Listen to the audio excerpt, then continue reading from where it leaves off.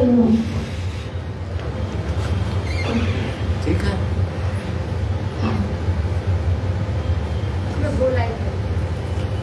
कर लिया। सीधा बैठेंगे,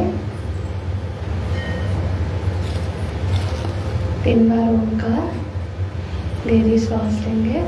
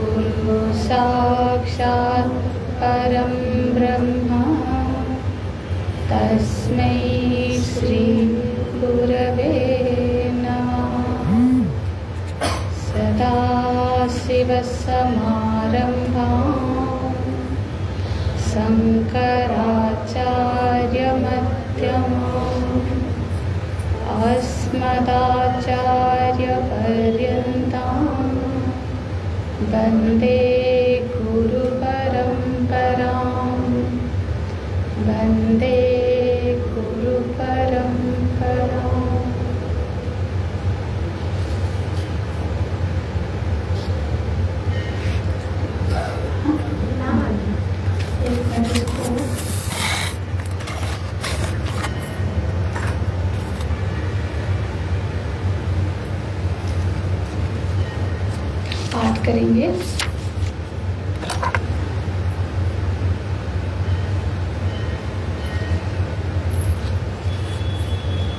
पंद्रहवें सूत्र से पाठ करते हैं।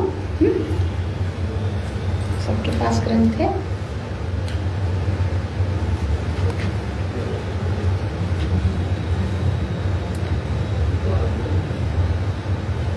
लक्षणानि वाच्यन्ते नानामतभेदात्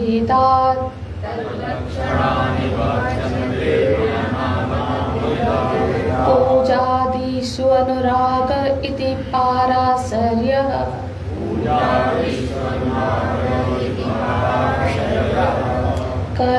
कथादिषु इति गर्गः आत्मरत्या विरोधेनेति सांडिल्यः नारदस्तु तदर्पिता अखिलाचारता तद्विस्मरणे परमव्याकुलते लता इति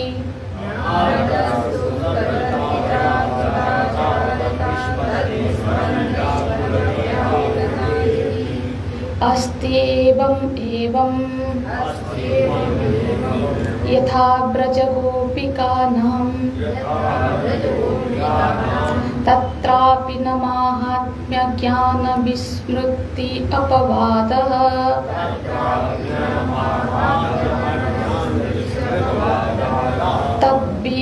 तद्विहीनं चाराणाम् इव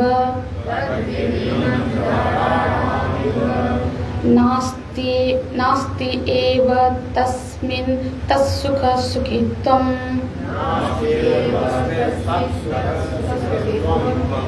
सातु कर्म ज्ञान योगेभ्यो अल्पाधिकतरा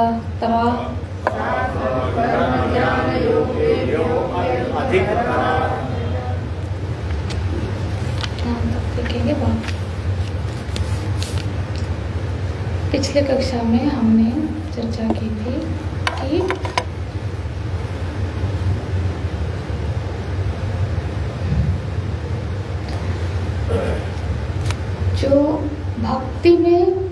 हमारी पूर्ण जो सिद्धि प्राप्त हुई है नहीं, निश्चय दृढ़ हुआ है नहीं, इसके लिए देवर्षि नारद जी ने कुछ मत बताए, जिसके जो लक्षण है, इस लक्षण के आधार पर हम अपने आप को परीक्षा कर सकते हैं, परीक्षण कर सकते हैं कि हमारे अंदर वो निश्चय दृढ़ हुआ है या नहीं, है ना।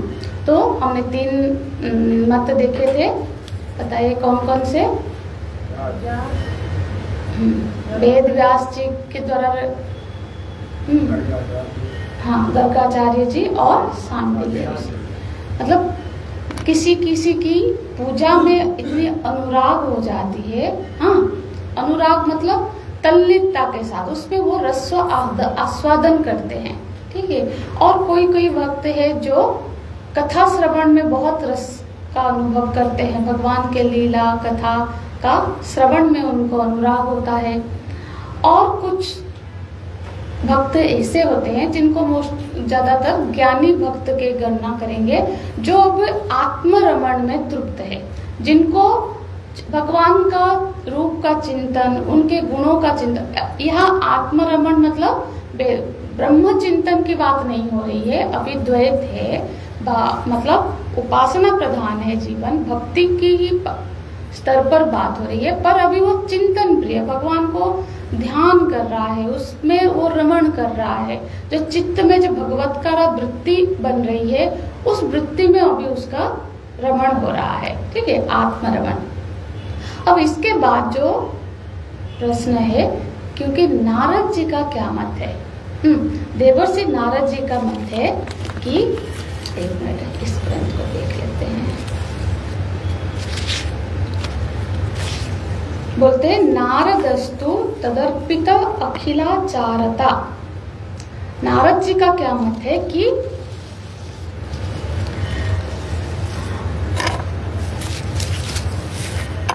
तद अर्पिता, तत् माने उस परमात्मा को अर्पित। हमने पिछले कक्षा में चर्चा की थी, अर्पण जिसको बोलते हैं, मतलब भगवान का ही चीज, जिसका चीज है उसको जब हम देते हैं उसको हम बोलते हैं अर्पण करना। जो पूर्ण रूप से अपने सारे आचरण को, सर्व अखिल आचरण माने उनके सारे के सारे आचरण को भगवान को समर्पित कर देता है। ये हम थोड़ा टाइम लेके अच्छे से समझेंगे, क्योंकि ये जो है सबसे मुख्य अभी हमारे लिए चिंतन का विषय है कि हमको ये समझना है। इसके आधार पर हम अपने में वो लक्षण को आदि है तो ठीक है, नहीं तो ऐसे लक्षण को प्रकट हो हमारे अंदर। क्या बोल रहे हैं कि सारे के सारे, मतलब देखो, सारे के सारे मतलब सारे जो शारीरिक कुछ आचरण होते हैं हमारे, कुछ मानसिक आचरण है और बाह्यिक आचरण है। तो हम ये जो सारे के सारे मानसिक, शारीरिक और बाह्यिक जो हमारी सारी क्रियाएं हैं, आचरण हैं, वो भगवान को समर्पित करते हैं, ठीक है। मतलब भगवत परायण संपूर्ण रूप में यहाँ पे सिर्फ एक पूजा करना, मतलब शारीरिक क्रिया प्रधान था। जैसे अभी श्रवण प्रधान होना तो सूक्ष्म मन की स्तर की बात थी, अब आत्मरति बुद्धि की स्तर की बात थी। यहाँ नारद जी बोल रहे जब समर्पण सारे क्रियाकलापों का, शारीरिक, मानसिक, बाह्यिक, बौद्धिक सारी क्रिया जब कोई भगवान के अनुरूप ही करता है, उन्हीं को ध्यान में रखते हुए करता है, तब उसको हम बोलेंगे कि उसकी भक्ति में दृढ़ता हो गई।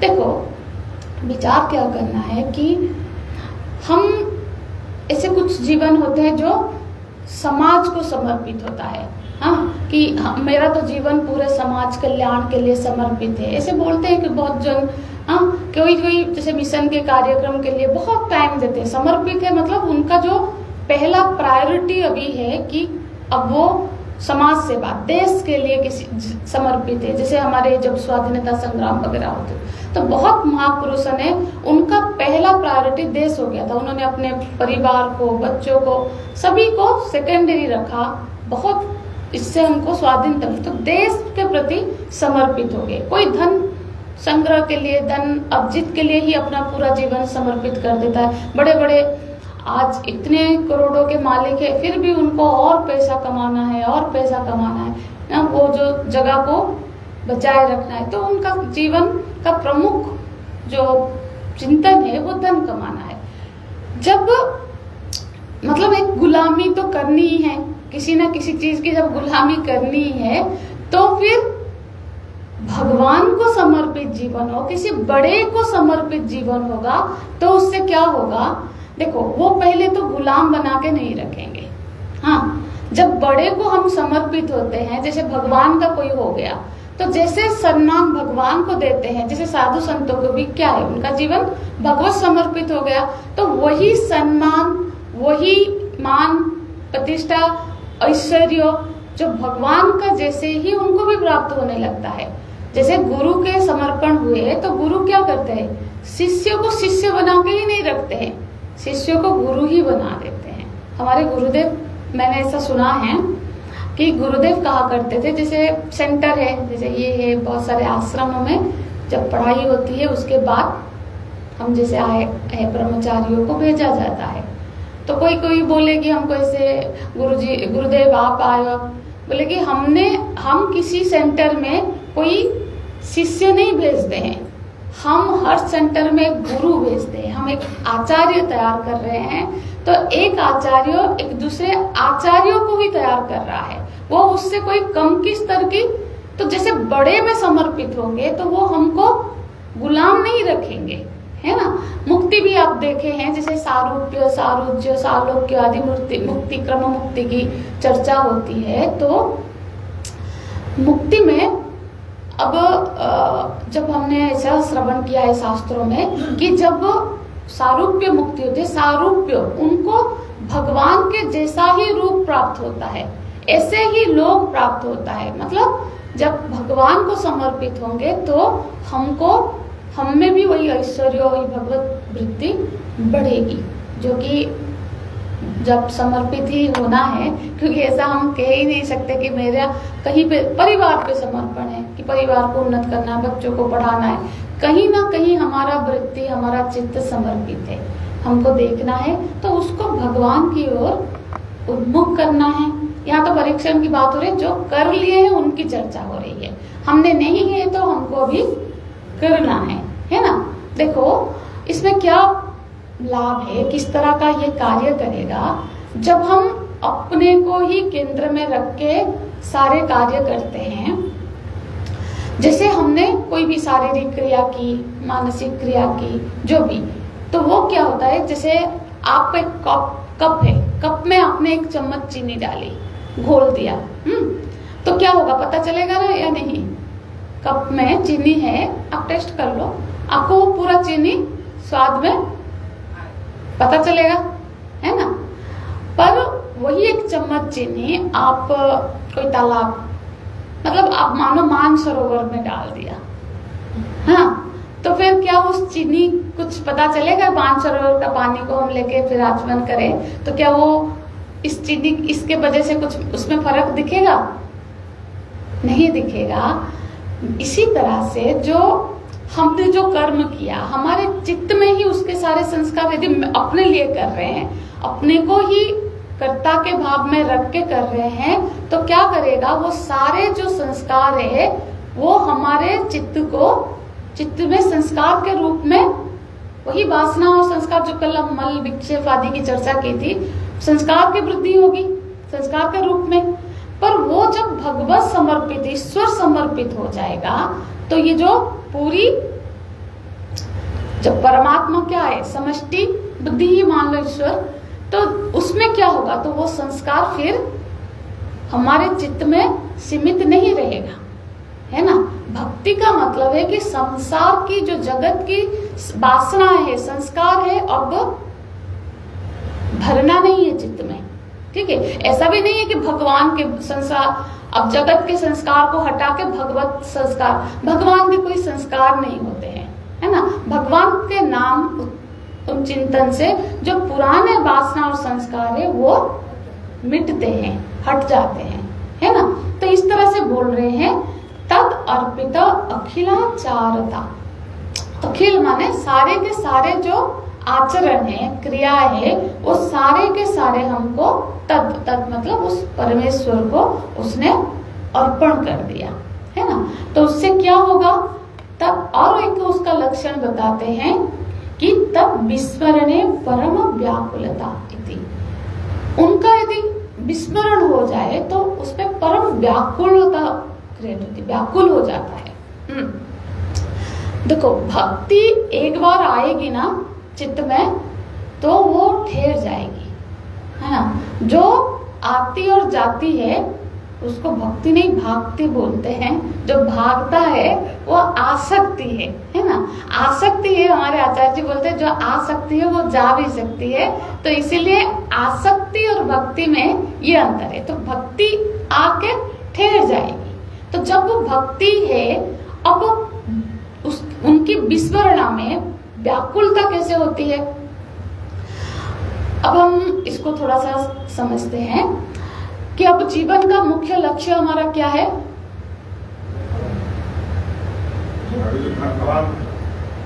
हाँ देखो, ब्रह्मा आत्मा प्राप्ति वो अलग। देखो आत्मा ब्रह्म की प्राप्ति नहीं कर, ब्रह्म को पाना नहीं हमको, हम तो ब्रह्म है ही, है ना। पर ये ब्रह्म है, ये व्यवहारिक नहीं है, ये सिर्फ अपने बोध के लिए है। ब्रह्म का जो चिंतन है, ये जो ज्ञान है, वो स्वयं के अनुभव के लिए है। मेरे को हमेशा ये ध्यान रहे माइंड में कि मैं कोई ये शरीर मन बुद्धि नहीं, ये बोलना नहीं है। अब जिसको बोलेंगे वो भी तो ब्रह्म है, तो अब दो ब्रह्म थोड़ी ना होंगे। तो ये भाव है, ये चिंतन है, इसमें ये साधना का पार्ट है। पर ये कोई प्रकार जब व्यवहार करते हैं तो हमको बनना भक्त है, ब्रह्म हम है ही, है ना। तो जीवन का जो मुख्य उद्देश्य है स्वरूप अवस्थान वो सब, क्योंकि वो तो बस अज्ञान को मिटाना है, वो तो हम है। बनना भक्त है ना। तो भक्त बनना है। तो इसलिए भगवान जब बोलते हैं कि मयि अर्पितो मनो बुद्धि, इसी श्लोक का, इसको यदि हम गीता में देखेंगे कि मन बुद्धि सब मुझे अर्पित, समय प्रिय है, वही मुझे प्रिय है। मन भी दे दो, बुद्धि भी दे दो। मन दे दिया मतलब मन क्या होता है, आपको सब आता है, बस बोलते नहीं है। हाँ बिल्कुल, संकल्प विकल्प मत, संकल्प विकल्प जो करते हैं हम, मन का कार्य है। हाँ, तो जैसे सारा संकल्प अब जो हो रहा है, अपने लिए संकल्प नहीं करना है। अब जो सारा संकल्प है वो भगवत प्रीति अर्थ संकल्प हो गया। तो इसका अर्थ हुआ हमने मन को भगवान को अर्पित कर लिया। तो हमको देखना है कि हमारे कितने संकल्प है जो हम भगवान की खुशी के लिए कर रहे हैं, और कितना, यदि ऐसा भी संकल्प बचा है कि जो हमारी खुशी के लिए हम कर रहे हैं, तो अब सारा का सारा संकल्प ऐसा हो कि वो भगवान की प्रीति अर्थ हो। तो मन अर्पित हो गया। बुद्धि कैसे अर्पित होगी? बुद्धि निश्चयात्मिका बुद्धि, हाँ, जो निर्णय है, ठीक है।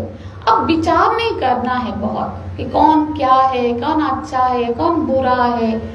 देखो भाई, सीधी सी बात है कि जो साधक होता है, अब हम जो जज करते रहते हैं ना कि ये सही है, ये गलत है ना।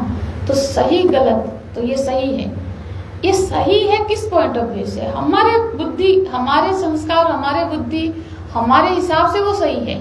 कोई जरूरी नहीं है कि वो बिल्कुल यूनिवर्सल ट्रूथ हो। हाँ, वो हमारे हिसाब से ये व्यक्ति सही है या चीज सही है, ये गलत है। जब हमने किसी चीज को सही मान लिया तो क्या होगा, जो उसको सही नहीं मानते हैं उनसे हमको द्वेष हो गया। एक ग्रुप हमारा क्रिएट हो गया जो जिनसे हमको द्वेष वृत्ति आ गई। या फिर हमने कहा कि ये सही नहीं है, तो उन ग्रुप से द्वेष हो गया जो इसको उस व्यक्ति को या उसको सही मानते हैं। तो ले दे के जब ये जो सही गलत हमको अपॉइंट नहीं किया गया है कि आप जाकर वहाँ जज करो कि ये सही है, ये हमारा कार्य क्षेत्र है नहीं। जब हम उसको करते हैं तो हमको क्या मिलती है? नेट प्रॉफिट क्या हुआ आपका? अशांति मन में। ये जो इसको सही गलत करने के चक्कर में हमको हमारे मन की अशांति के अलावा परेशानियां या विचलन भी बोलो, जो भी है, उसके अलावा आप देख लेना कुछ और प्राप्त नहीं हुआ, तो हमारा फिर कार्य क्या होगा? ये भगवान का दायित्व है, तो हम किसी को सही गलत ठहराने वाले कोई नहीं है। पहले तो हमको अपना सीमा का पता हो। हम जज कर लेते हैं, फिर सही के तरफ है, हम न्याय कर रहे हैं, हम ये सब हमारी बुद्धि के हिसाब से हो रहा है ना। जो दूसरा व्यक्ति है उसको वो सही वो लग रहा है कि नहीं वो तो सही है, हम उसको गलत समझ रहे हैं। तो फिर अब यहाँ बताओ वो गलत है या हम गलत है, हम नहीं बोल पाएंगे ना। तो इस तरह की चीजों में ना पड़ के, जब मतलब हमने जो निर्णय ले लिया सही गलत, वो बुद्धि हमारी अपने लिए काम हो रही है, भगवत को अर्पण नहीं किया हमने। तो भगवान जब बोल रहे हैं कि मन भी अर्पण कर दो, बुद्धि भी अर्पण कर दो, मतलब तुम ये सब डिसाइड मत करो। हमारी प्रारब्ध बस कई परिस्थितियां आए हैं, है ना, कई परिस्थिति, हमको हमारा प्रारब्ध नहीं पता है। हो सकता है कई बार वो सही है, हमको पता नहीं चल पा रहा, हम अब उसको समझ नहीं पा रहे, है ना।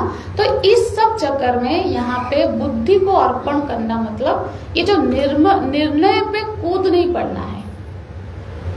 हम निर्णय ले रहे हैं मतलब खुद अपने को बुद्धि का मालिक समझ के ही ले रहे हैं, तो उस निर्णय भगवान लेंगे, है ना। देखो बोलते हैं, गाना तो गाते हैं, जाहि विधि रखे राम ताहि विधि रहिए, ये बहुत प्रिय है सबका। और मैं जब भी भजन होगा ना, ये गाना कोई ना कोई ये भजन गाएगा, जाहि विधि रखे राम ताहि विधि रहिए। पर ये सिर्फ भजन तक ही सीमित हो जाता है ना। जैसे कहानी है कि एक शिकार करते हैं, क्या बोलते हैं, बहेलिया।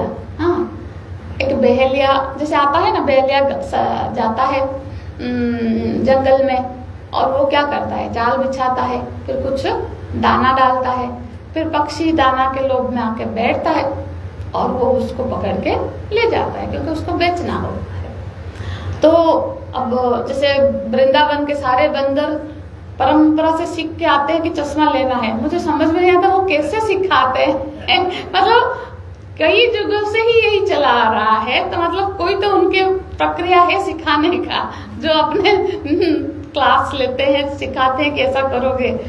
अब तो उसके जो माँ बाप थे, उनके कुछ पक्षी बच्चे चूजे थे, उनको उन्होंने सिखाया कि देखो याद करो, बहेलिया आएगा, जाल बिछाएगा, दाना डालेगा, फंसना नहीं।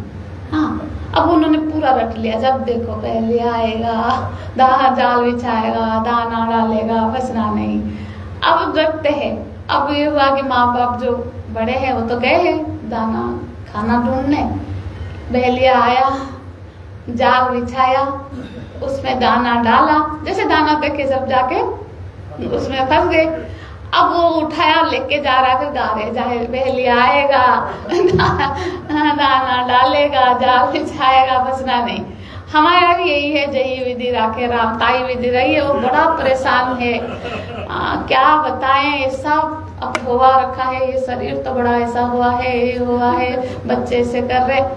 अब इसके साथ उसको तो मैच नहीं हो रहा है ना, मतलब हमारे लिए भी ये कब बहेलिया आएगा जैसा हमने रट लिया है। हाँ, जाहि विधि रखे राम ताहि विधि रहिए। तो यहाँ पे जो जिस तरह की भक्त की अब लक्षण है वो इसको जीता है ना। जाहि विधि रखे, जैसा परिस्थिति आई भगवान ने दिया है। इतने बड़े बड़े संतों की मैं उसमें जाऊंगी नहीं तो फिर बहुत टाइम चला जाएगा। पर हमारे ऐसे ऐसे संत हैं जो जीवन में अनेक परिस्थितियों में उन्होंने कोई उफ नहीं की, कि भगवान की मर्जी मानकर वो हर परिस्थिति में अपना भक्ति, अपना भगवत के प्रति समर्पण उनका कम नहीं हुआ। तो यहाँ से हमको ये है परम व्याकुलता, माने देखो इस व्याकुल कब होता है, जब कोई चीज अत्यंत प्रिय हो। जैसे कोई माँ है, उसके छोटा बच्चा है अभी 3-4 महीना, जो अब थोड़ा थोड़ा घुटनों के बल चलने लग रहा है, वो काम में रह गई थोड़ी देर तक, उसने अचानक उसको याद आए कहाँ, क्योंकि हो सकता है वो आग को पकड़ ले, कहीं कर ले, जैसे वो तुरंत जब तक ना देख ले जो व्याकुल हो जाते हैं ना, वो होता है। जैसे मातृत्व आई। अब ऐसे जो बोलते हैं ना माए, मैंने ऐसा सुना है, 1000 उसके मम्मियां के बुला के, जब वो लड़कियां थी, नहीं और थोड़ा सोऊंगी और थोड़ा सोऊंगी, कितना भी बोलो, कितना भी आवाज हो, नींद नहीं टूटती थी। अब जब माँ बन जाती है और बच्चा करवट भी पलटता है, तब तुरंत उनका उठ जाती है। तो ये क्या हो गया, मतलब इतना अंदर तक वो जो क्या है, वो भाव है मातृत्व का। तो इसी तरह से भगवान के प्रति संवेदनशील हो गए, है ना, कि अब जो भी हमारा निर्णय हो रहा है, जो भी विचार हो रहा है, संकल्प हो रहा है, वो तो उनके प्रति अर्थ हो रहा है। अब मेरा कोई पर्सनल संकल्प नहीं है, उनका संकल्प ही मेरा। उनका यदि संकल्प है कि मुझे कष्ट में वे रखना चाहते हैं, तो उन्हीं का संकल्प कार्य करे, है ना। ये फिर बोलते हैं तत् विस्मरणे परम व्याकुलता। अब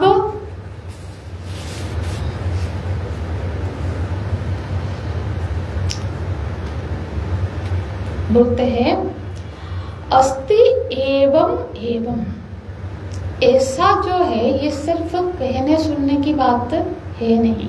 हम कोई भी बात बताएं और उसका, जैसे कोई हम बताएं किसी का कुछ हो जाए, हम लोग सब डॉक्टर ही होते हैं, मतलब कोई अरे वो जो है ना, उसको लगा लो, थोड़ा ठीक कर लो, कुछ ना कुछ आप किसी को भी बोलोगे पेट में दर्द हो जाए, कुछ नहीं, नींबू पानी कर लो, पी लो, कुछ नहीं होगा।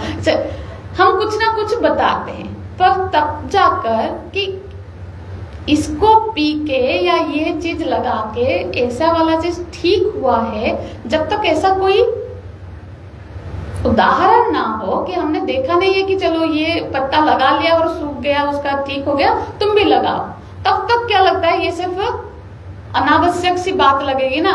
कुछ भी बोल दिया किसी ने, कैसे पता है क्या तुम्हें, कभी किसी का ठीक हुआ है क्या इससे, है ना। तो इसी तरह से यहाँ पे जब नारद जी इतना बड़ा एक वक्तव्य देते हैं कि उसका हर क्षण, हर चीज, उसका शारीरिक, मानसिक, वाचिक सारी क्रियाएं भगवान को समर्पित कर दिया, ये सिर्फ कथा मात्र है या ये कभी प्रैक्टिकली भी ऐसा संभव होता है मनुष्य शरीर में।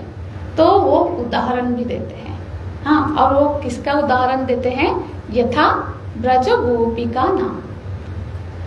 जैसे ब्रज की, ऐसे तो अनेक है उदाहरण, तो एक आध का ही देते हैं। देखो ब्रज की गोपियों को नारद जी ने उदाहरण में दिया कि जैसे ब्रज की गोपियां हैं।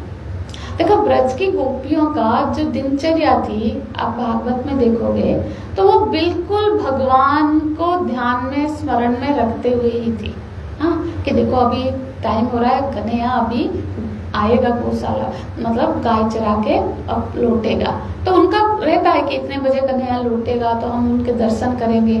ऐसा होता है कि कभी कभी यदि कभी उनको दर्शन नहीं हुआ है तो बहाने से वो क्या करते हैं, जाएंगे। जब छोटे थे तो माँ यशोदा मैया के उनके घर जाएंगे कि अरे क्या बोल के जाएं, तो कुछ कंप्लेन लेके जाएंगे, तो कुछ ना कुछ कांड करते रहते थे भगवान, हाँ।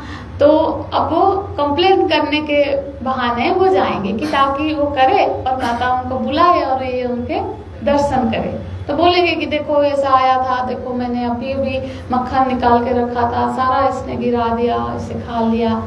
तो मैया कभी कभी बहुत परेशान हो जाती थी।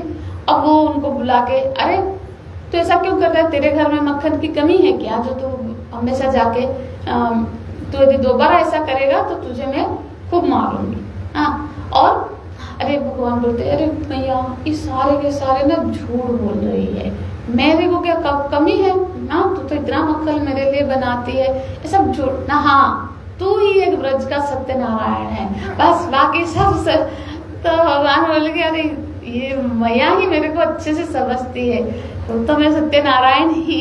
तो इस तरह से गोपियां एक क्षण भी यदि उनका दर्शन का मौका वो छोड़ना नहीं चाहती। यदि भगवान नगर भ्रमण में या ऐसे नहीं निकले तो वो किसी ना किसी बहाने में उनके घर पहुंच जाती थी। तो आप सब जानते ही हैं, जब भगवान मथुरा प्रवेश किए, जैसे राम जी भी रामायण में भी आता है, राम जी जब मिथिलापुरी में गए, जिस तरह से वर्णन किया है गोस्वामी जी ने, वाल्मीकि जी ने, इसी तरह से भागवत में भी सुखदेव जी ने उसका बहुत सुंदर वर्णन लिखा है। तो सारे जो नगरवासी है, महिलाएं हैं, पुरुष है, वो बोल रहे भले ही हम नागरी है, नागरी मतलब जो शहरों में रहने वाले हैं, पर ये जो इतना सुंदर है, ये इनका जो निरंतर ध्यान करते, जो चित्त में धारण करती है, वो गोपियां कितने धन्य है, जो इतने साल तक प्रतिदिन इनके दर्शन और स्पर्श और उनके साथ उनका लीला होती थी। तो वो बिल्कुल मतलब उनके लिए, गोपियों के लिए ऐसा सोचती है कि जो सबसे भाग्य है, जो कोई यदि धरती पर भाग्यवान है तो वो तो गोपियां ही हैं।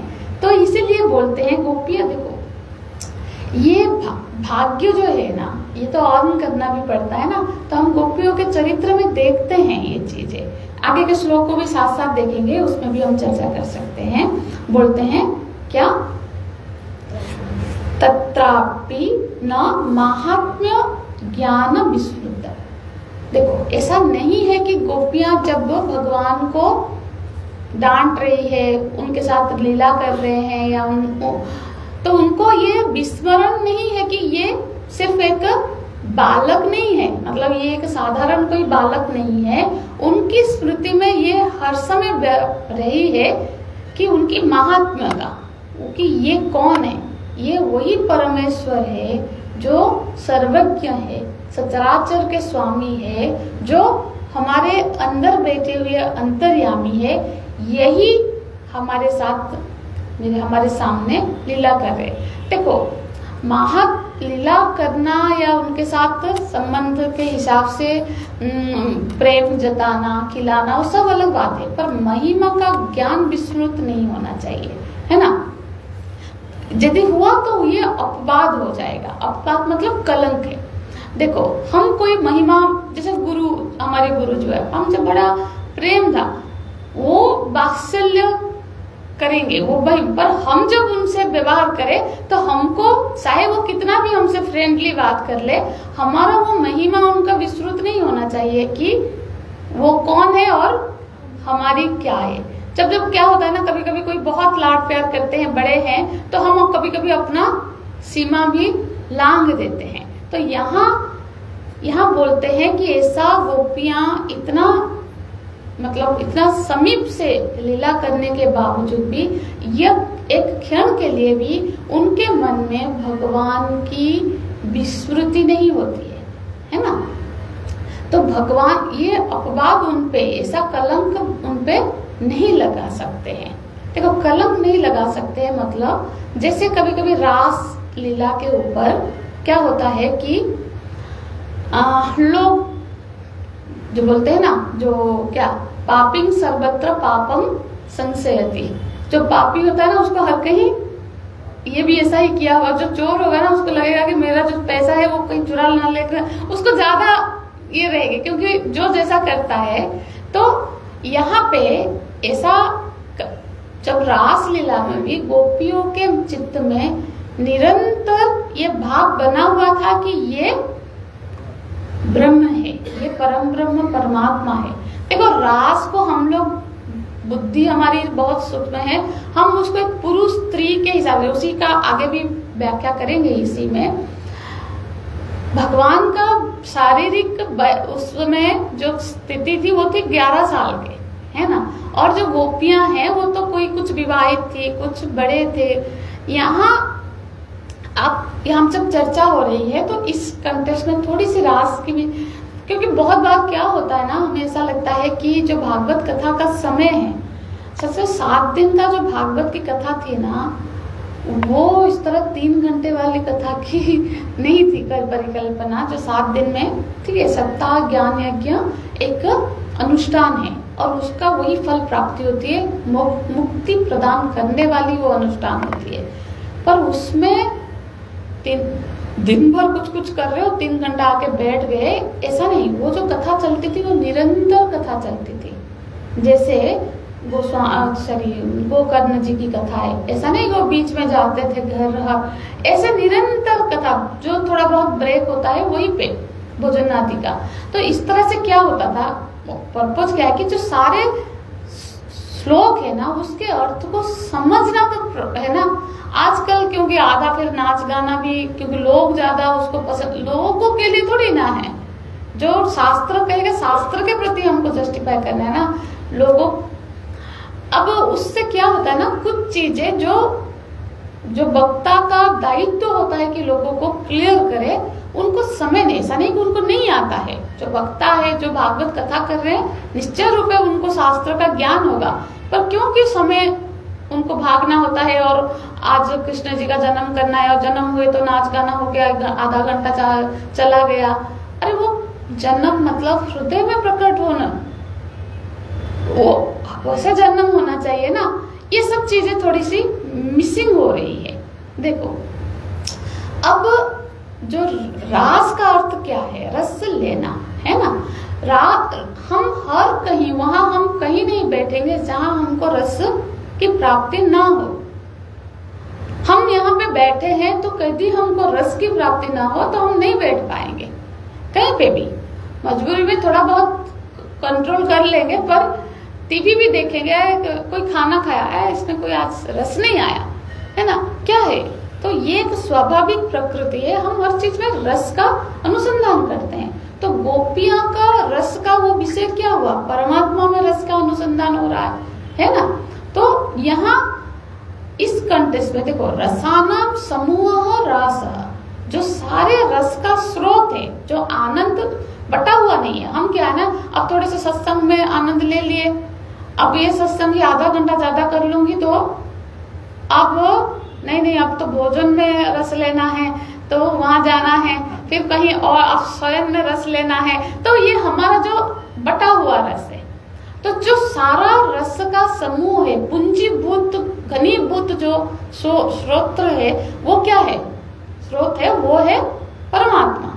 तो वहां से जो रस, वो जो रसरूप भगवान है, उन्हीं से एक होना, ये रास है ना, वहां से रस लेना। हाँ, तो अब रास के लिए एक अधिकारी तो होती है। गोपी जो रास लीला के लिए गोपियां की एक हम सबकी भी हो सकती है, यदि ये तैयारी हो जाए। तो जब कृष्ण जन्म होते हैं दसम स्कंद में, भागवत की कथा हम सुन रहे, पहले क्या हुआ, बहुत सारे भागवतों की कथा सुनी। भागवत जो भगवान को प्राप्त कर चुके हैं, भगवान की ऐसी ऐसी अवतारों की कथा। अब देखो मैं भागवत बताऊंगी ना, मेरे को इतना उत्साह, मेरे को अभी तो भागवत सारा वो मेरा प्रिय है अत्यंत। तो वो कथा सुनते सुनते जब भगवान प्रकट होते हैं 4th दिन, वो अंदर भगवान जैसे मानो प्रकट ही हो गए। तो भगवान जब प्रकट होंगे हमारे हृदय में, मानो कि ये जो वृंदावन है, हमारा चित्त ही वृंदावन है, वहां जब भगवान प्रकट हुए तो उन्होंने पहले क्या किया, उन्होंने फिर हमारे हृदय के अज्ञान रूपी पुतना को मारा। हाँ, पुतना का वध किया तो अज्ञान का वध हो गया। फिर उन्होंने फिर क्या हुआ क्रम, दीदी अब भागवत पढ़ा दो उनको। तो क्या है ना, अब हाँ, तो क्या है देखो, उसके बाद सकटासुर, हाँ, सकटासुर का वध हुआ। सकटासुर है हमारा जो भौतिक चीजों में रुचि है, जो महत्व बुद्धि है, गाड़ी घर ये सब में महत्व बुद्धि है, जो जड़वादी है, जड़ चीजों में ही महत्व बुद्धि है, उस जड़वाद का नाश किया। कि फिर इसका तो बहुत विस्तार है, पर सिर्फ संकेत मात्र है। उसके बाद आया जो कौन है, जो तृणावर्त आया। तृणावर्त क्या है, कामना है, जो ऊंचाई तक जाना चाहता है ना, कामना। जैसे दंभ है, बकासुर दंभ का प्रतीक है। ये सारी हम क्या बोल रहे हैं कि अभी सारा नहीं बताऊंगी। तो अब है कि ये हमारे अंदर जब कन्हैया पैदा हो गए, मतलब उनका जन्म हो गया, तो उन्होंने ये सारी असुरों, ये जो आसुरी वृत्तियां हैं, आसुरी हमारी सब उसका पहले वध किया। उसके बाद उनका क्या टारगेट हुआ? देवताएं, कालियनाग जो अहंकार का प्रतीक है, कालियनाग का सारे इंद्रियों का भी अहंकार, सारे इंद्रियों का प्रतीक, कालियनाग का वध किया। फिर इंद्र का मान मर्दन किया। भी ब्रह्मा जी जो बुद्धि के देवता है उनका मान मर्दन किया। माने जो दैवी गुण है उसका भी, क्योंकि दैवी गुण का भी अहंकार होता है, तो जब वो सारा आसुरी गुण दैवी गुण से मुक्त हुए, दोनों ही बांधता है, पाप भी बांधता है तो पुण्य भी तो बांधता है ना। पुण्य को भोगने के लिए भी तो शरीर, स्वर्ग मिल जाएगा तो क्या, वो भी तो संसार ही है ना। संसार से मुक्त होने के लिए पाप पुण्य दोनों बांधते। तो जब उसका चित्त आसुरी वृत्तियों से भी और दैवी वृत्तियों से भी दोनों का नाश हो गया, हाँ, अब वो क्या किस्सा हो गया? शुद्ध चित्त हो गया। फिर जब चीरहरण मतलब वरण हुआ तो अनावरण भी हुआ। तब वो रास के लिए, मतलब रास मतलब वो उस आत्मरमण के लिए, वो सारी गोपियां क्या है? सारी वृत्तियां हैं हमारी। फिर अब सारी वृत्तियों का विषय कोई और चीज नहीं रहा, उन्होंने परमात्मा को ही विषय बना लिया। तो ये रास की तैयारी है। रास है, रास है, अरे रास कोई, अब गोपियों का ऐसी तैयारी ना हो तो क्या वो उसका रास में प्रवेश हो सकता है? हाँ, और उनको जब देखो रास, इसमें भी उनका क्या था, वो जब भगवान बिरगा गोपी गीत में बोलते हैं, न खलु गोपी का नंदन सुता, तो बोलते हैं अखिल देहिनाम आत्मद्रुप, अंतर आत्मद्रुप, तुम गोपी नंद के ही पुत्र नहीं हो, तुम तो अखिल ब्रह्मांड के नायक, हम सबके अंतरात्मा में अंतर्यामी के रूप में सबके अंतरात्मा में अंतरात्मा हो। फिर भी हो तो हमारे पास हो, फिर भी क्यों विरह हो रहा है? हालांकि आप हमारे पास हो, पर हम आपको बाहर भी प्राप्त करना चाहते हैं।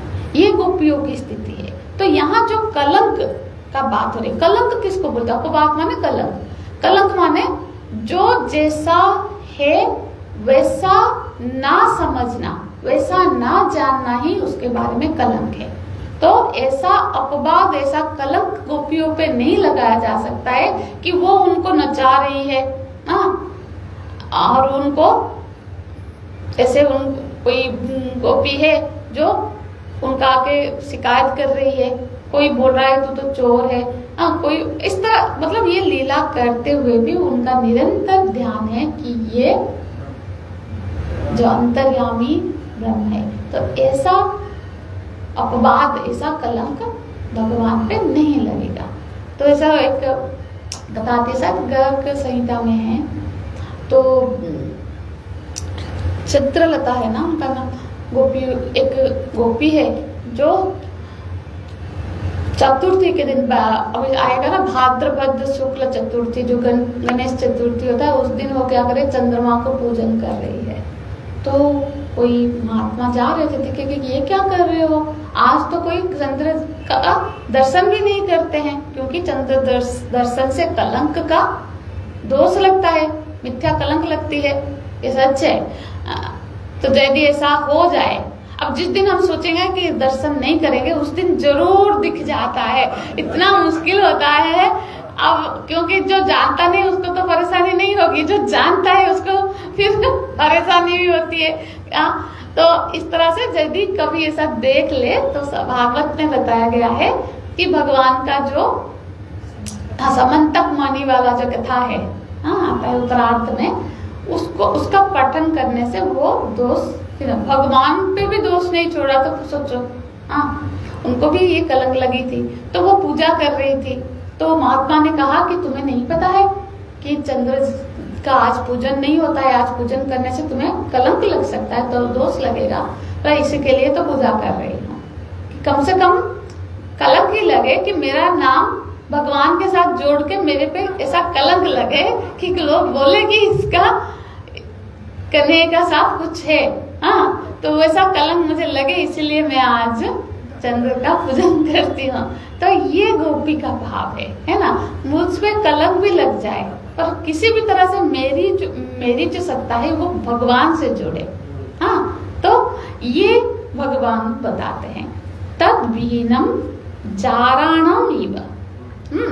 अब बोलते तद विहीनम, तद माने यहाँ तद माने वो जो महात्म्य बुद्धि, ये जो वो यदि भगवान की महिमा की बुद्धि के बिना भी नहीं, यदि वो प्रेम होगा तो वो कैसा हो जाएगा? वो प्रेम जारा प्रेम जैसा हो जाएगा, है ना। इसीलिए देखो उनका जो प्रेम है गोपियों का, उसमें जारा प्रेम मतलब होता है जिसमें भोग बुद्धि से जो प्रेम होता है, जो मनुष्य का मोस्टली व्यक्ति का व्यक्ति से जो प्रेम होता है। यदि कोई ये अपवाद करे कि गोपियां शरीर बुद्धि से रास में भगवान को पाना चाहते थे, तो फिर क्या होगा? उनका प्रेम परम प्रेम नहीं होगा, वो तो फिर जरा प्रेम हो जाएगा। हाँ, उसके यदि उस महात्म्य का ज्ञान के विहीन हम मान ले, है ना, कि वो व्यक्ति है, पुरुष है, सुंदर है, कान्हा जी से कौन अट्रैक्ट ना होगा, तो एक व्यक्ति का भाव होता तो फिर तो वो प्रेम जरा प्रेम हो जाता। देखो व्यक्ति का प्रेम में क्या दोष होता है कि एक व्यक्ति का एक व्यक्ति से जो प्रेम होता है ना, मोस्टली वो प्रेम सुख पाने की इच्छा से होता है। हम उससे हमारा प्रेम होता है जिससे हमें सुख मिल रहा है ना। मोस्टली किसी भी का चाहे हम कितना भी बोले, हमारा पुत्र कन्या हमारे सुख का कारण बन रहे हैं, इसलिए हमको उनसे प्रेम है, चाहे कोई भी बोले। वही पुत्र जो चाहता है माता पिता कि वो मेरा बेटा बड़ा हो जाए, बिल्कुल अपने पैरों पे खड़ा हो जाए, पर जब वो बड़ा हो जाता है और वो हर समय ये जताता है कि मुझे आप लोगों की जरूरत नहीं है, कृतज्ञता का भाव ना हो, बिल्कुल क्या किया तुम लोगों ने मेरे लिए, वो फिर मन में आघात देता है। पिता जो कि बच्चों की खुशी से हमेशा खुशी होता है, पर जब वो पुत्र, वो उसका इच्छा होती है मैंने इसको बड़ा किया है तो वो कृतज्ञ हो हमारे प्रति, पर जब वो कृतज्ञता का रूप हम देखते हैं तो फिर ये कैसा प्रेम तो फिर प्रेम ही होता है ना, जो बदल जाता है। तो ये जो जारा प्रेम होता है, जो संसार का समाज में जो एक दूसरे का प्रेम होता है या व्यक्ति विशेष से, उसमें ज्यादातर ये होता है कि हम दूसरा यदि हमारे लिए सुख का कारण बन रहा है, हमको सुख दे रहा है, तो तब तो हमारा प्रेम है ना। तो उसमें क्या होगा दोस्त? कोई कभी भी हमेशा सुख नहीं दे सकता। हमेशा एक तो सुख देगा वही जो उसके अंदर होगा। अब वो ऑफिस से परेशान होके आया होगा, आप प्यार से, वो चिल्लाएगा आप तो अब हमसे प्यार करते नहीं हो। अरे नहीं करते हो नहीं है, अंदर जो है, क्योंकि बदल रहा है, मनुष्य है ना। तो अब बात हो रही है कि जो ये जो शाश्वत प्रेम होता है, परम प्रेम है, उसमें उसी का बंधन, ये आगे के इसमें करेंगे। हाँ, को बोलते हैं, दूसरा श्लोक देख लीजिए, नास्ति एव। हाँ, ये जो जारा प्रेम है उसका डिफाइन करते हुए उसमें क्या होता है? तस्मिन तस् सुखे सुखित्व नास्ति एव। ऐसा स्थिति नहीं होता है कि तुम्हारे सुख में हम सुख है। ये जारा प्रेम के लिए बता रहे हैं। इसका उल्टा होगा जो परम प्रेम है, मतलब तत् सुखे सुखित्व, उसके सुख में ही सुख है। अब भगवान की सुख में गोपियों का जीवन ऐसा था, उनको अपना सुख से नहीं, उनकी सुख यशोदा मैया के लिए क्या था? कन्हैया का ही सुख के लिए उनका निरंतर चिंता थी। हाँ, तो ऐसी स्थिति हो जाती है परम प्रेम में कि जो ऐसी क्रिया हम करें जिससे उनको सुख की प्राप्ति हो। हाँ, उनको सुख देने के लिए हम निरंतर, हमारा दिनचर्या ऐसा बन जाता है। और इसी तरह से जो उनका जीवन था, और जो जरा प्रेम होगा उसमें क्या होगा? देखो अब वो स्वतंत्रता कहाँ रह जाती है, जब हम उनको सुख देना चाहते हैं तो हाथ में हमारे हैं तो उसमें कमी नहीं आएगी। पर जब हम सुख दूसरे से सुख लेना है तो वो कभी दे सकता है, कभी नहीं दे सकता है, कभी कम हो सकता है, कभी पूरा खत्म भी हो सकता है। पर जब हम दे रहे हैं, हमारे ओर से है ये परम प्रेम, तो फिर उसमें तो नित्य प्रति वृद्धि ही होगी, उसमें फिर कभी नहीं होगी, है ना। तो ये रहा तब सुखे सुखित्वम। अब आगे, अब सिर्फ देखो ये दोनों तरफा का होता है। यदि गोपियों का ऐसा प्रेम है तो भगवान देखो, अब हम जब वर्ण करते हैं तो भगवान का नाम वर्ण अस्वीकार भी करते हैं, ऐसे गुरु भी होते हैं ना। जब हम उनको, हमारी जो श्रद्धा है, जैसे हम हमारे कोई श्रद्धेय है तो वो श्रद्धा का पोषण भी करते हैं।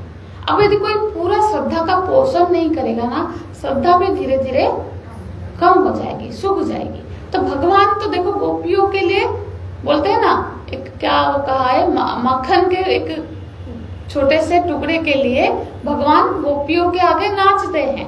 हाँ, अब एक गोपी आई, अब भगवान को कैसे बोले कि कोई बहाना नहीं मिला, बोला कि आप तुम्हारे यहाँ से मुझे थोड़ा गोबर लेना है, उपले बनाने हैं। हाँ, अब ले लो। अब कन्हैया बाहर खेल रहे हैं, उन्हीं को दर्शन करने आई है, तो वो धीरे धीरे कर रही है और बोल रही है कि मेरे को उठा दो इसको। लेकिन मुझे क्या मिलेगा, तो मैं क्यों उठाऊं। हाँ, अरे एक काम कर, तू जितना मेरे को ये जो किसमें क्या बोलेंगे उसको, हाँ टोकरी में जितना तू मेरे सर पर रख देगा उतना माखन का गोला तुझे मैं दूंगी।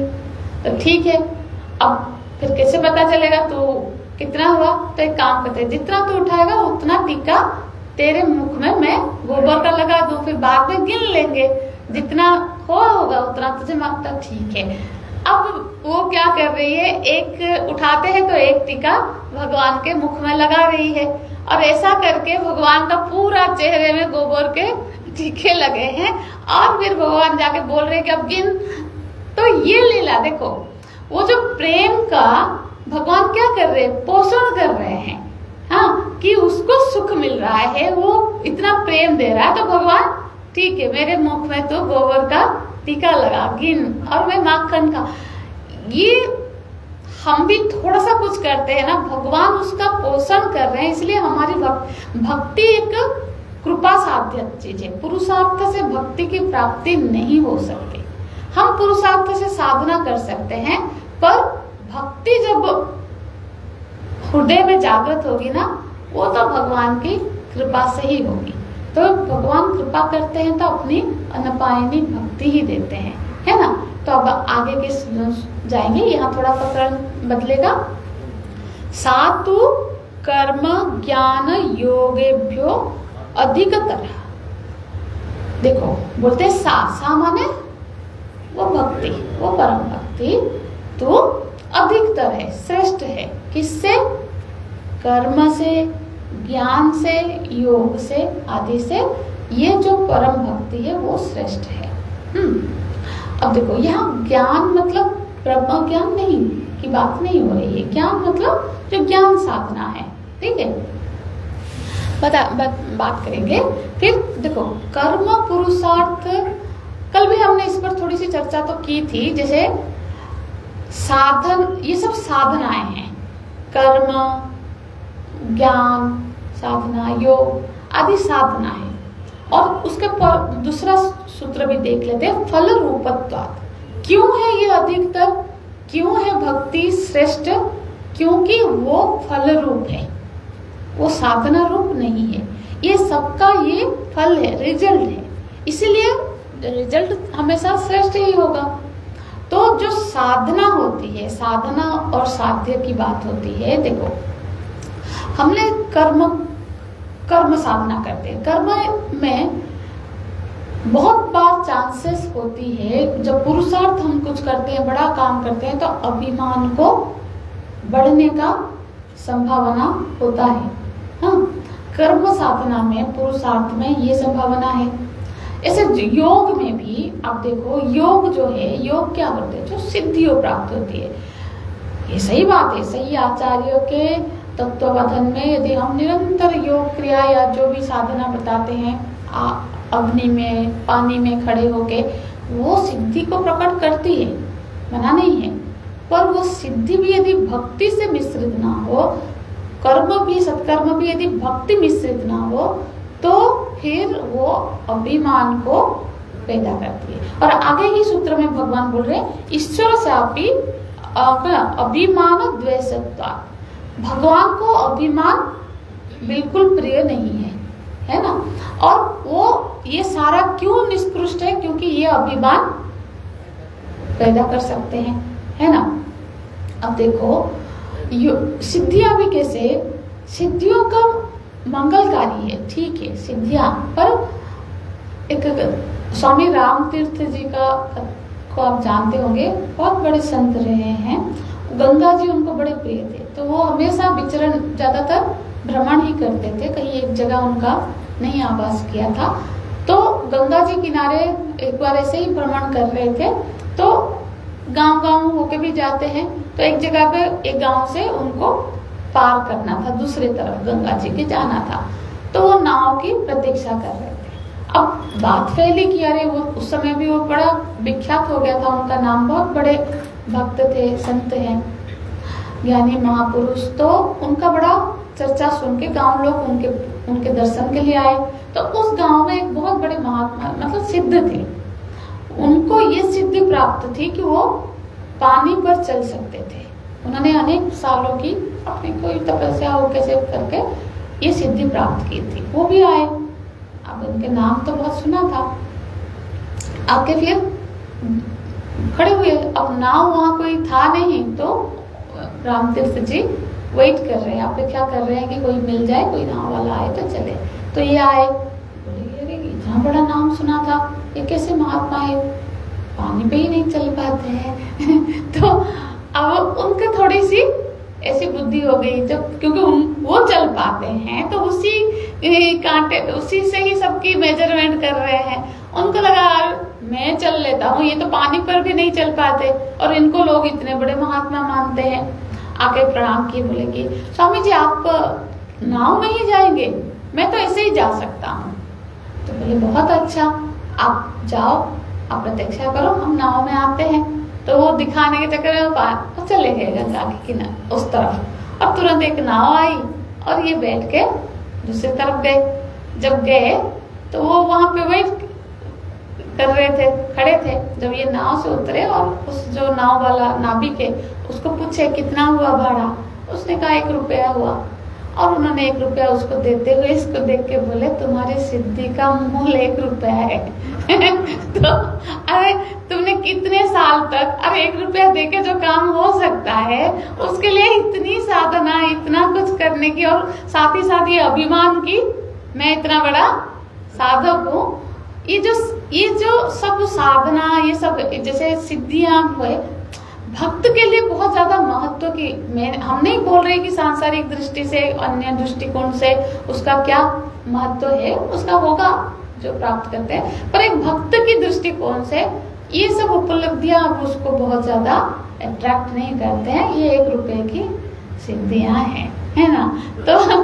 तो अब ये जो बोल रहे कर्म ज्ञान योग आदि, देखो इसको थोड़ा इस तरह से समझते हैं कि देखो कर्म, जब सत्कर्म करते हैं तो सत्कर्म का अपना सबका साधन साध्य संबंध है। जो जैसा साधना है वो उस तरह का साध्य को प्राप्त कराएगा। कल भी हमने थोड़ी चर्चा की थी, अंतःकरण में मल विक्षेप और अज्ञान की निवृत्ति के लिए अलग अलग साधना है। तो जो सत्कर्म है वो सत्कर्म का साधन क्या करेगा, हमारी जीवन को संयमित करेगा, हाँ, मल जो संस्कार है उसको धुलाएगा।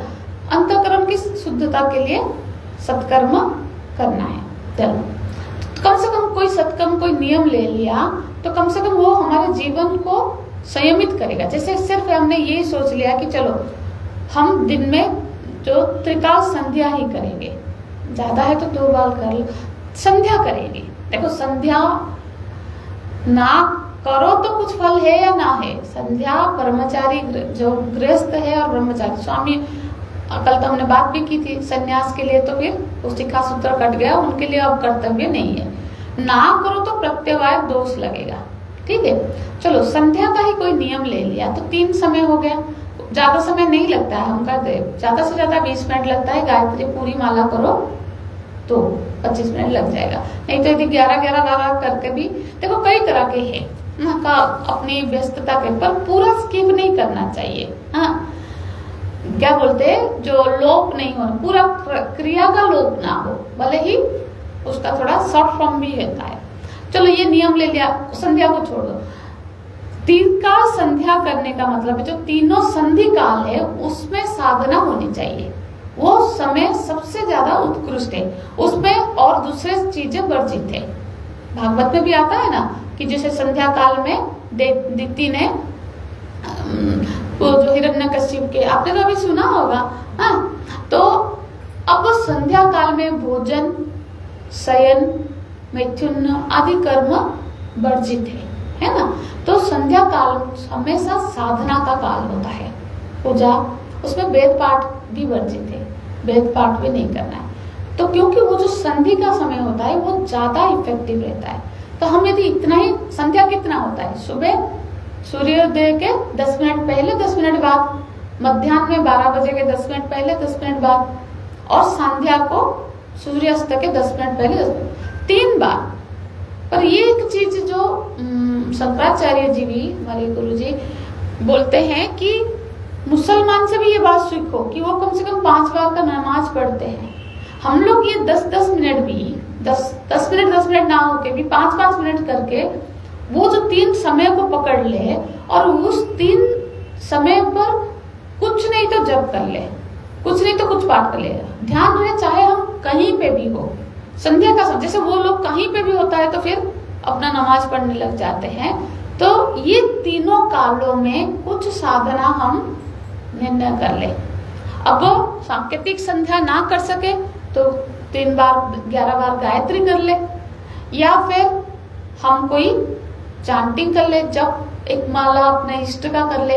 पर ये समय पर हमारी कुछ ना कुछ साधना करते हैं ना, ये यदि आप कंटिन्यूअसली कुछ महीने तक करेंगे, मैं अनुभूत बता रही हूँ, ये बहुत मतलब हमको भक्ति वृद्धि और बहुत सुंदर विलक्षण मन की चित्त की शांति प्रदान कर लेती है।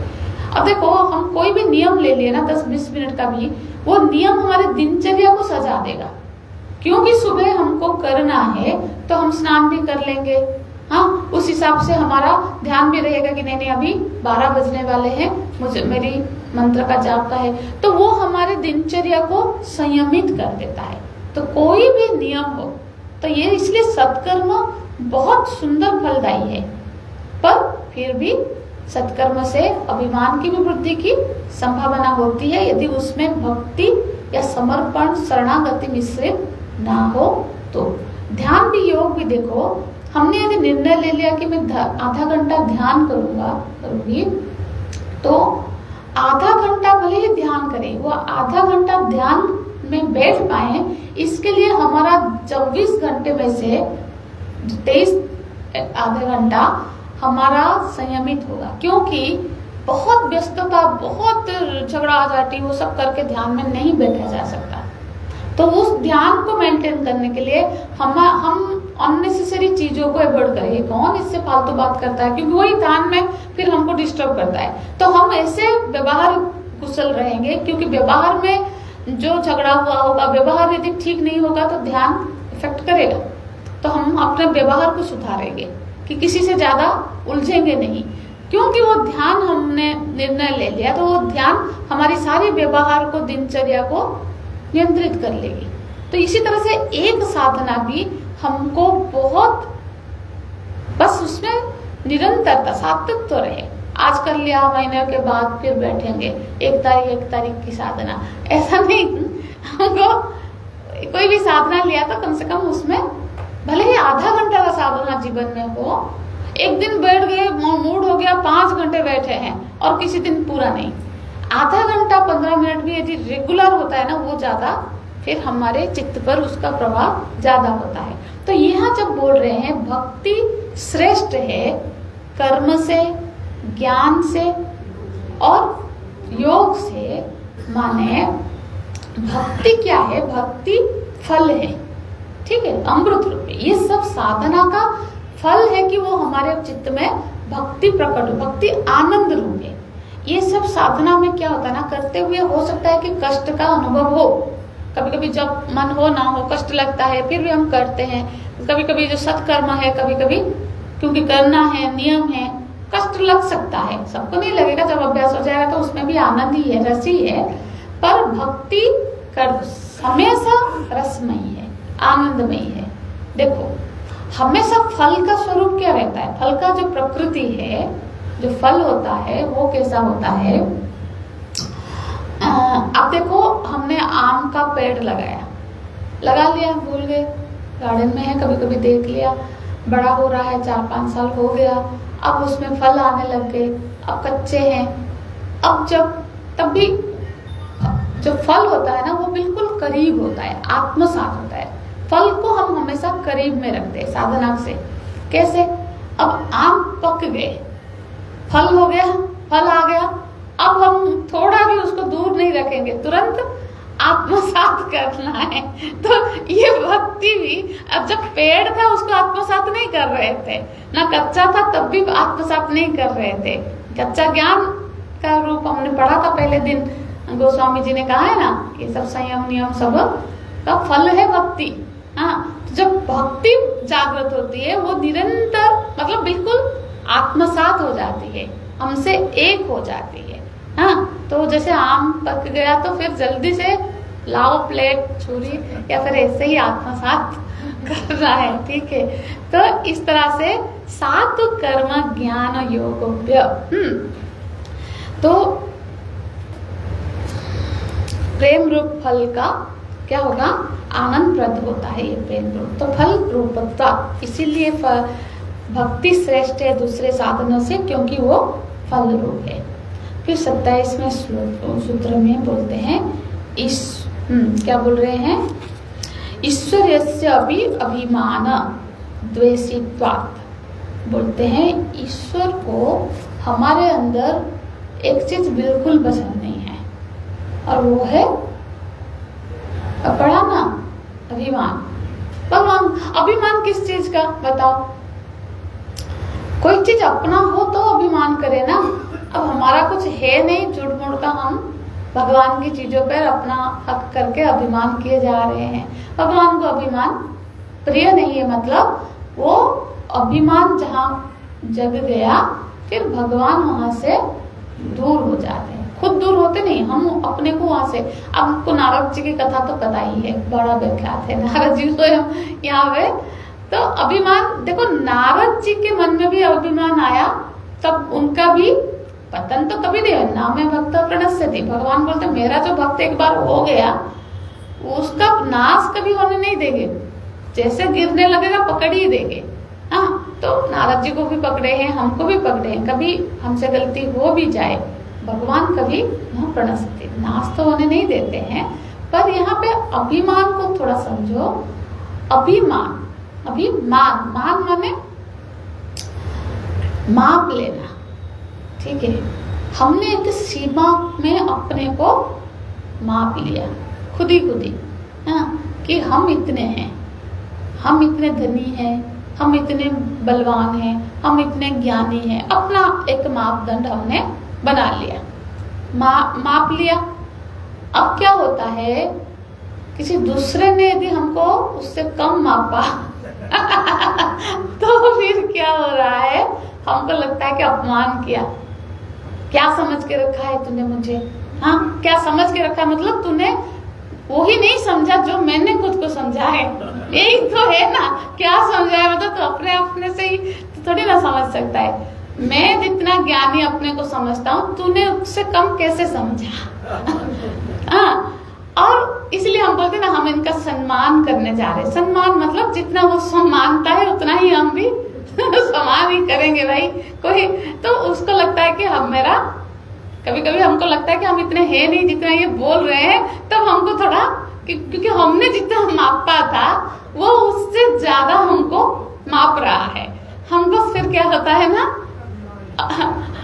खुशी होती है। तो ये जो मान है, हाँ, ये मान जो चीज है वो हमेशा किसके साथ लग के ही हो रही है।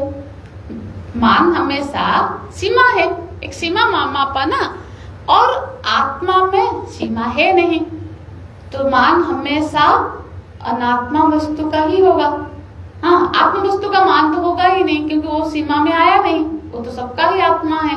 अब वो क्या अभिमान करे, उससे मैं ज्ञानी हूँ, उससे मैं धनी हूँ, कोई कंपैरिजन, एक माप होगा, तो सारा अभिमान हमेशा कोई ना कोई अनात्मा वस्तु का ही होगा। आत्मा वस्तु में अभिमान नहीं हो सकता, और आत्मा रूप भगवान है, तो उनको कैसे अभिमान पसंद आएगा, है ना। दूसरा दोष क्या आ जाएगा, एक तो दोष ये होगा अभिमान में कि वो अनात्मा वस्तु से जुड़ जाएगा अपने को। हाँ, जो आत्म स्वरूप है उसने शरीर से, सुंदर शरीर है, हट्टा कट्टा है, तो कोई भी शरीर से जोड़ लिया, कोई बाह्य धन संपत्ति, गाड़ी का भी, मेरे पास क्या गाड़ी है जो आजकल बड़ा, हाँ पता ही नहीं चलता है, तो जो भी है उसका भी एक वो दिखाना चाहता है, मतलब हाँ, तो अच्छा हो गया, शांति से अब दूसरी इसमें एक दोष है कि ये सत्य से दूर होगा अभिमान, क्योंकि सच्चाई वो सच्चाई है नहीं। सच्चाई, सत्य क्या है, हम अपने को धनी मान रहे हैं, क्योंकि सत्य उससे भिन्न है। तो अभिमान जो चीजों का होगा, एक तो अनात्मा वस्तु का होगा और वो असत्य होगा, तो इसीलिए ये भगवान को प्रिय नहीं है। और अब बोलते हैं दैन्य प्रियत्व, भगवान को दैन्य भाव प्रिय है। दैन्य भाव मतलब मैंने पहले ही बताया था, ऐसा नहीं भगवान तो जो उनके शरण में आता है वो तो अपना साथ वाला कुर्सी ही लगाते हैं, वो कभी चतुर्भुज रूप ही देते हैं, सारूप्य मुक्ति में अपने जैसा रूप देते हैं, अपने जैसा ऐश्वर्य प्रदान करते हैं, अपने जैसा मान सम्मान प्रदान करते थे, चाहे योग्य ना हो उनके साथ। जैसे गुरु जी के साथ हम सब जाते थे, हम सबको भी तिलक करके बिठा के, वही मतलब जब बड़े के साथ गए तो आप सबका इक्वली ही सम्मान होता है, तो जो भगवान का हो गया तो वो मान सम्मान सब देते, पर दैन्य भाव हमारी ओर से हो, है ना, तो दीनता का भाव हो कि ये सब आप ही का है ना, है तो उन्हीं का ही है जिस पर हम जबरदस्ती अपना हक बना रहे हैं। तो दैन्यता का भाव का उदाहरण आप बताओ, शत्रुघ्न जी। हाँ, देखो शत्रुघ्न, ऐसे बहुत व्याख्या उनके बारे में रामायण में है नहीं, मुझे बहुत रामायण पता नहीं होगा, तो मैंने कभी सुना है, तो उन्होंने शत्रु को जीता है। हाँ, कौन से शत्रु को जीता है, ऐसा तो कोई वर्णन आया नहीं है। सबसे जो बड़ा शत्रु है अहंकार, उसको उन्होंने जीता है, इसलिए उनका नाम शत्रुघ्न है। उनमें अहंकार, वो दासानुदास अपने को इतना दीन भाव से प्रेजेंट करते हैं कि जो मेरा तो इतना भी योग्यता नहीं कि मैं सीधे भगवान का भक्त कहलाऊं, तो भगवान के भक्त का, जो भगवान के दास है, मैं उनका दास हूं। ऐसी दीनता, ऐसे अहंकार